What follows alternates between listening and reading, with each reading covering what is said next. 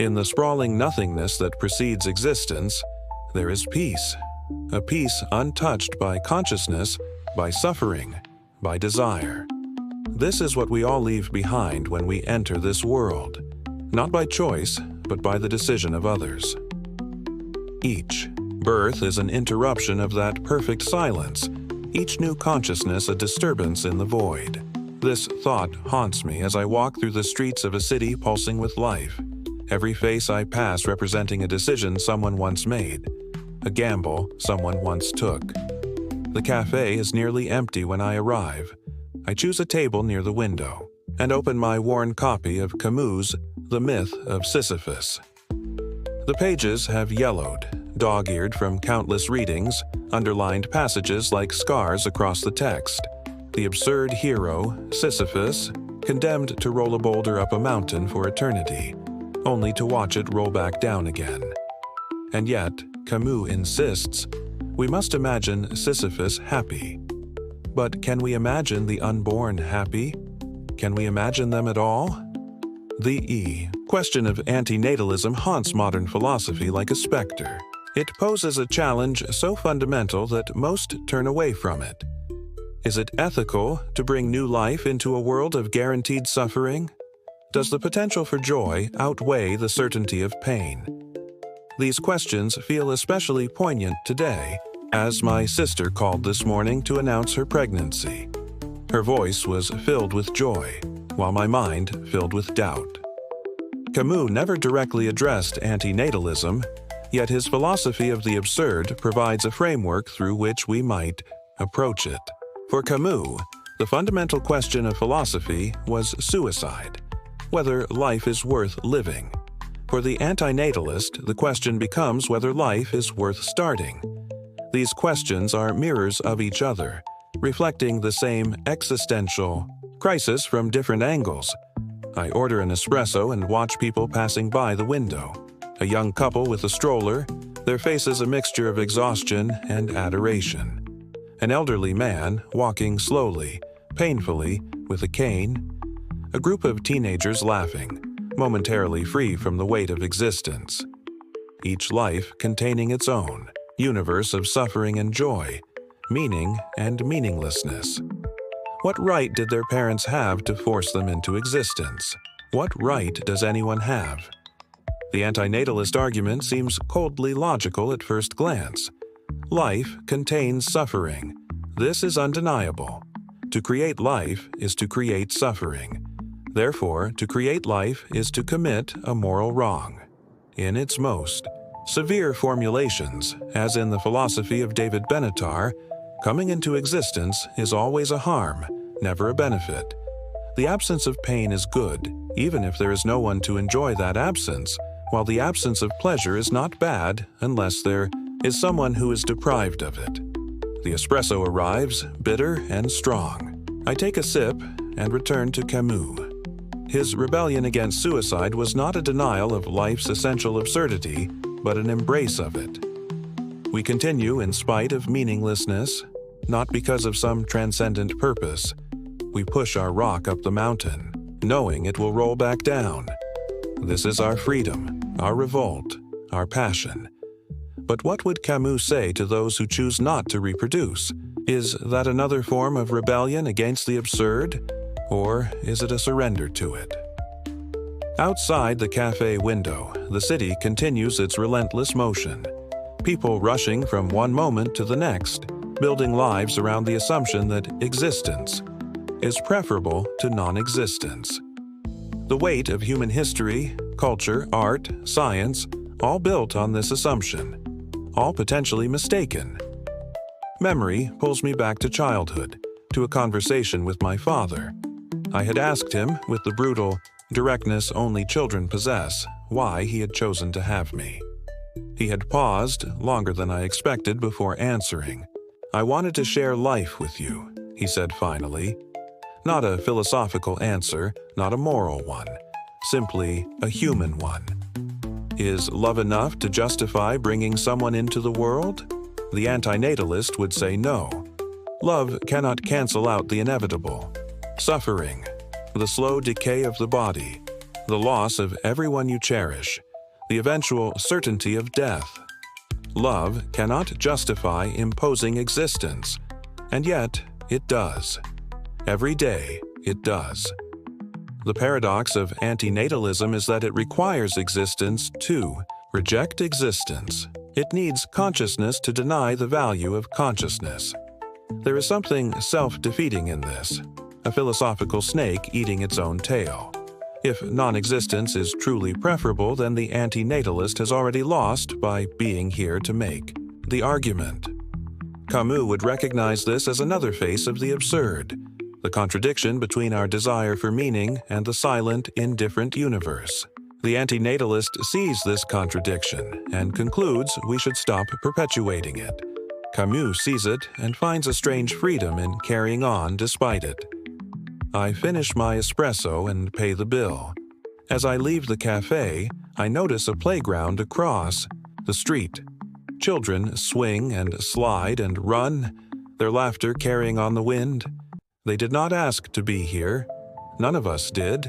Yet here they are. Here we all are, making what we can of this strange gift burden we call life.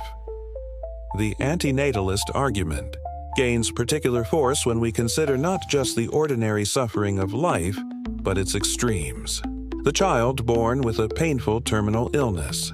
The life destroyed by war or famine or natural disaster. The mind consumed by depression or trauma. Are the parents of these children morally culpable for their suffering? Did they commit an ethical wrong by bringing them into existence, knowing, or at least having the capacity to know, that such fates were possible? These questions tear at the fabric of our most basic human drives. To reproduce is encoded in our biology, celebrated in our cultures, assumed in our futures. To question it feels almost taboo, a betrayal of what it means to be human. Yet the courage to face such questions is what philosophy demands of us. Camus wrote that there is only one truly serious philosophical problem, and that is suicide. But perhaps there is another equally serious problem: birth. While suicide asks if we should continue, birth asks if we should begin. Both questions confront the value of life itself. The streets grow busier as I walk, the city awakening to its daily rhythms. People pour into offices and shops, cafes and schools. Most will never question the ethics of their own existence or the existence they might create. They live, as Heidegger might say, in the forgetfulness of being. I check my phone. 3 missed calls from my sister. She's waiting for my reaction to her news, waiting for the conventional expressions of joy and excitement. But my thoughts are tangled in these impossible ethical calculations. What can I say to her? That I question the morality of what she's doing, that I'm caught between love for this potential niece or nephew and philosophical doubt about whether they should exist at all. The great irony is that those most concerned with ethical questions around procreation are often those who would make the most thoughtful, caring parents. Antinatalism doesn't spring from hatred of children, but from deep concern for them. Not wanting someone to suffer is the highest form of care. Yet life persists. In war zones, in poverty, in the face of climate catastrophe and political upheaval, people continue to have children. Is this mere biological imperative, cultural conditioning, or is there something more profound at work? A stubborn affirmation that despite everything, life contains something worth passing on? Camus's absurd hero finds meaning not in transcendent purpose but in the struggle itself. Perhaps there is something similar in the choice to have children, not because life is without suffering, not because the world is fundamentally good, but because the struggle itself contains moments of such intensity and beauty that we cannot help but want to share them. I find myself in a park, sitting on a bench, watching the interplay of light through leaves. An old woman feeds pigeons nearby, her hands gnarled with arthritis but moving with gentle purpose.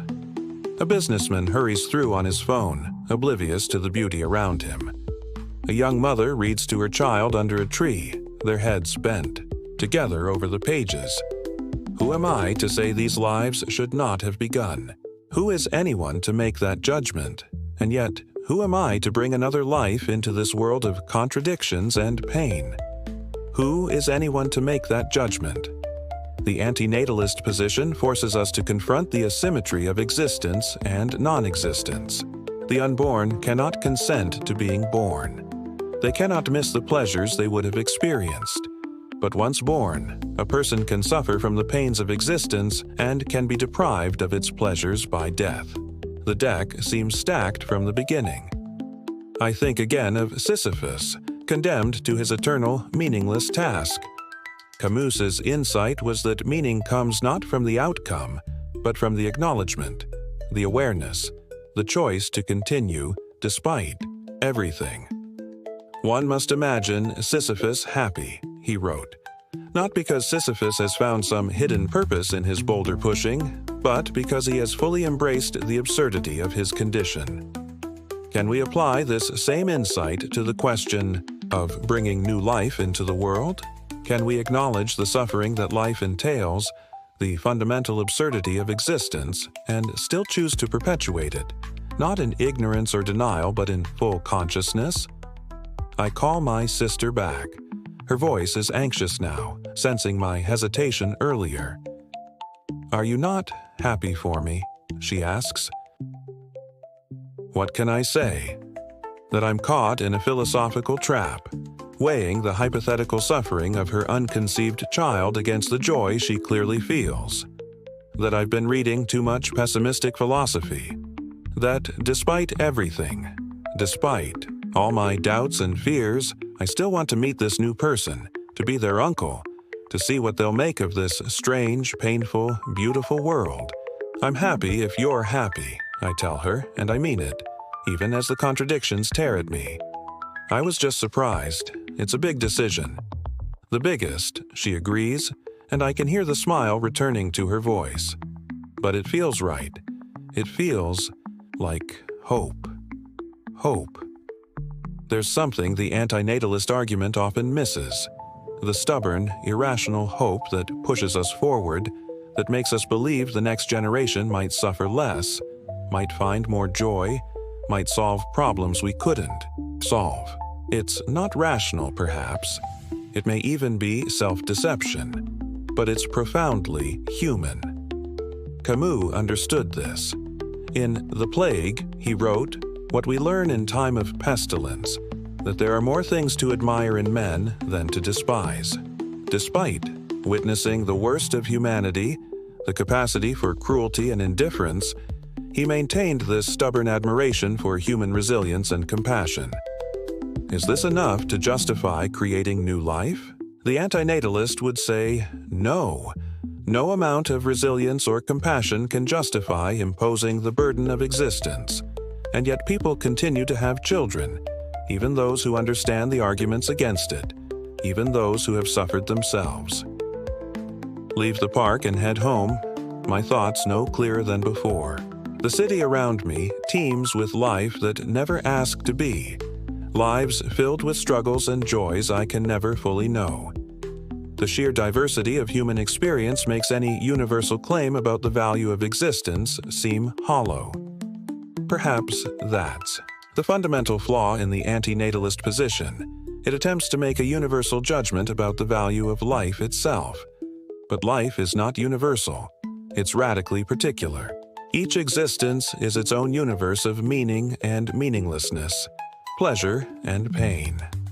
Back in my apartment, I return to Camus' The Myth of Sisyphus. The final lines still move me, still challenge me. The struggle itself toward the heights is enough to fill a man's heart. One must imagine Sisyphus happy. Can one imagine the parent happy, knowing they've brought a child into a world of guaranteed suffering? Can one imagine the child happy despite that suffering?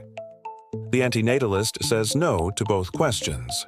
Camus might say yes to both, not because he denies the suffering, but because he sees beyond it to the moments of lucidity, beauty, and rebellion that make up a life fully lived. My phone rings again. my sister sending an ultrasound image, a small, ghostly shape that might become a person, a possibility hovering on the edge of existence. I stare at it for a long time. This potential niece or nephew, this future Sisyphus with their own boulder to push. What would I tell them if I could? That I questioned whether they should exist, that I weighed their future joys and sorrows in some impossible ethical calculation, that despite these questions I already feel a connection to them, a responsibility toward them? Perhaps I would tell them what Camus tells us, that the very struggle that defines our existence can also give it meaning. That in a world without inherent purpose, we create purpose through our choices and our consciousness. That rebellion against the absurd doesn't mean denying it, but facing it with clear eyes and continuing anyway. The antinatalist position is powerful precisely because it takes suffering seriously. It refuses to look away from the darker aspects of existence or to minimize them with platitudes. In a world that often seems designed to distract us from the fundamental questions, there is something admirable in this unflinching gaze.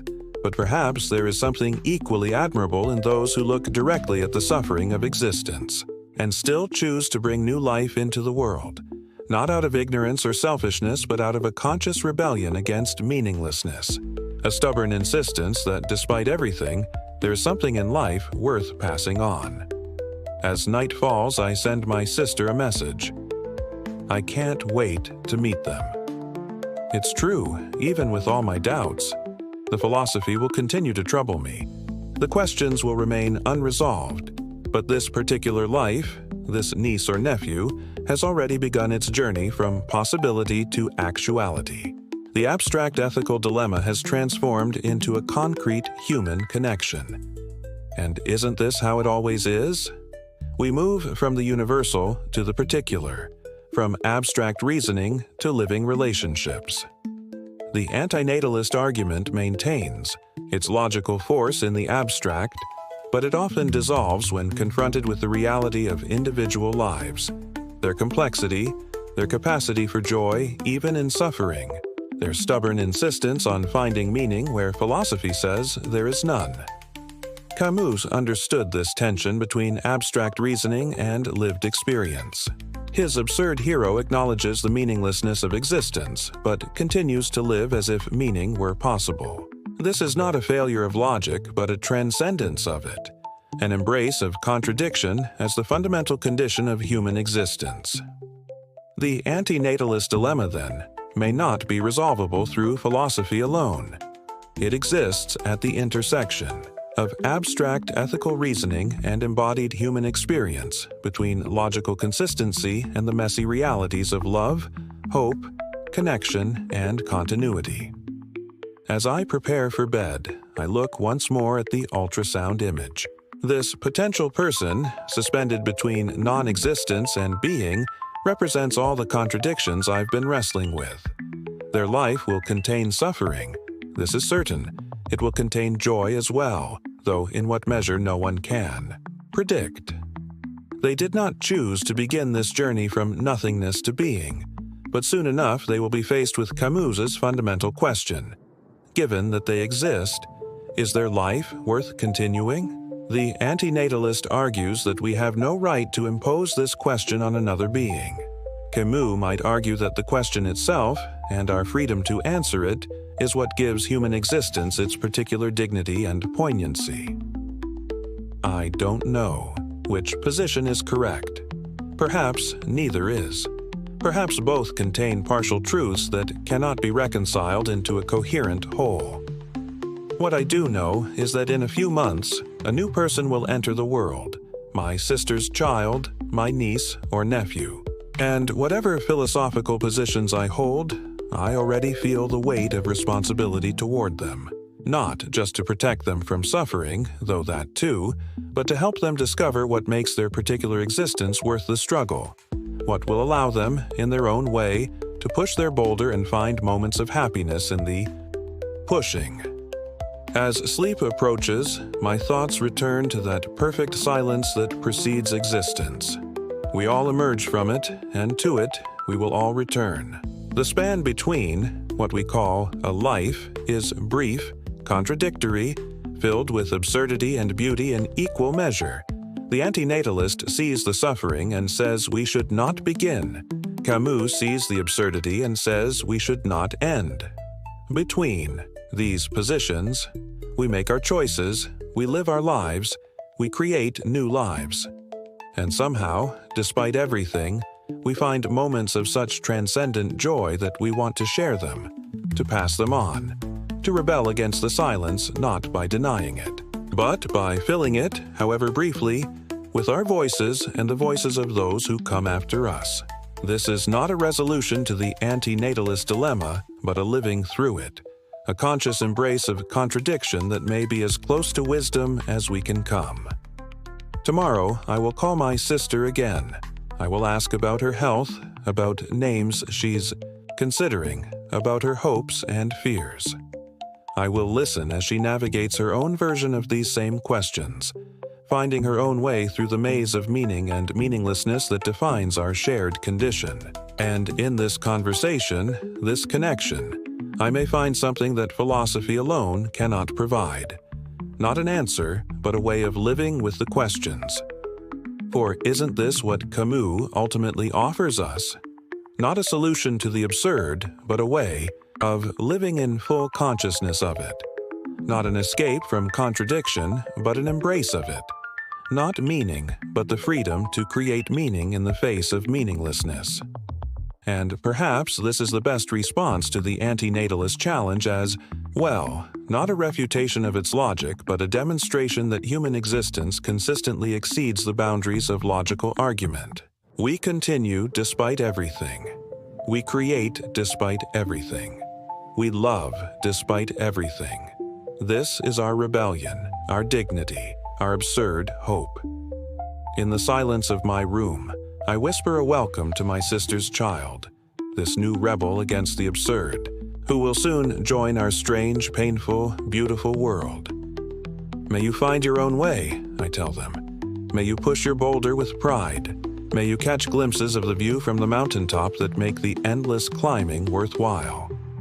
And somewhere in the darkness, I imagine I hear Camus laughing, not in mockery, but in recognition. For what could be more absurd, more human, than continuing to bring new life into a world whose fundamental nature we still cannot agree upon? What could be more defiant than creating meaning where no meaning can be proven to exist? This, perhaps, is the final irony of the antinatalist position. In arguing that we should cease reproduction because life contains suffering, it presupposes that suffering negates meaning. But what if meaning emerges precisely from our confrontation with suffering? What if, as Camus suggests, it is our rebellion against the meaningless, not our escape from it, that defines our humanity?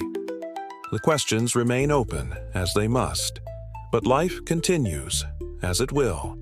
Tomorrow brings another day of existence I did not choose but must now fill with choices. My sister's child grows, cell by cell, into a being who will one day face these same questions, who will push their own boulder up their own mountain and perhaps, in moments of clarity at the summit, glimpse something that makes it all worthwhile. For now, this is enough. It must be enough. The antinatalist dilemma remains unresolved, but life has never waited for philosophical resolution before continuing its strange, persistent journey from nothingness to being and back again. And we, absurd heroes all, can only push our boulders and imagine ourselves, if not happy, then at least fully alive in the struggle, creating meaning where none is given, finding value in the very questions that haunt us, and passing on not answers but the courage to live without them.